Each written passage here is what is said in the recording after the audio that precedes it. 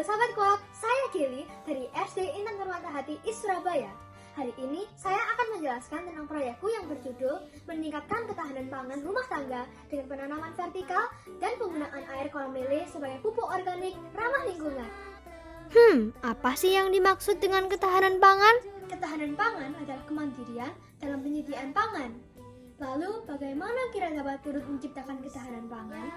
Dengan menanam sayur di rumah secara terus-menerus. Ini halaman rumah saya, sangat cukup untuk dimanfaatkan menanam berbagai macam sayuran. Namun, bagaimana dengan rumah di perkotaan yang lahannya terbatas? Apa ada cara lain selain menanam sayur di lahan datar? Jenis sayur apa ya yang akan aku tanam di kebunku? Aku memilih kangkung karena tumbuhnya cepat dan mudah ditanam. Pot apa yang aku akan pakai untuk menanam? Botol air mineral bekas untuk mengurangi limbah sampah plastik. Lalu media tanamnya apa ya? Kompos yang aku buat secara teratur sejak proyek OSK 2020. Aku senang sekali melihat kolam ikan di rumah Bibi. Kalau kotoran ternak bisa digunakan sebagai pupuk kandang, apakah kotoran ikan juga bisa dipakai sebagai pupuk organik? Ikan apa ya yang aku akan pelihara? Ikan lele karena mudah didapat, tidak mudah mati, dan tidak mahal. Dari pengamatan dan riset, muncul pertanyaan. Apakah penanaman secara vertikal lebih efisien dibanding penanaman di lahan datar? Apakah penanaman vertikal dapat menjadi solusi bagi lahan sempit? Apakah air kolam lele dapat digunakan sebagai pupuk organik ramah lingkungan? Alur pengerjaan proyek dimulai dari pembuatan pot siapan lahan, pengisian pot dengan media tanam, penyemaian benih, penempatan pot, penyiraman, dan pengambilan data tiap 3 hari selama 12 hari. Kegiatan menanam kangkung di lahan yang sama, 1 meter x 1 meter. Lahan datar terisi 24 pot dan lahan vertikal terisi kedua sisinya 48 pot. Penggunaan air kolam lele sebagai pupuk organik. Lahan datar disiram dengan air biasa, lahan vertikal dengan air kolam lele yang ditampung airnya dan digunakan lagi.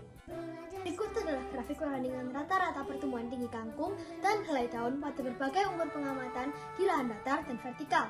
Penyiraman dengan menggunakan air kolam lele menghasilkan tanaman dengan pertumbuhan yang lebih cepat.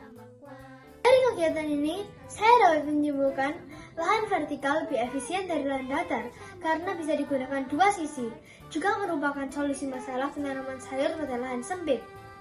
Pertumbuhan kangkung yang disiram air kolam lele lebih cepat. Itu sebabnya air kolam lele dapat digunakan sebagai pupuk organik ramah lingkungan.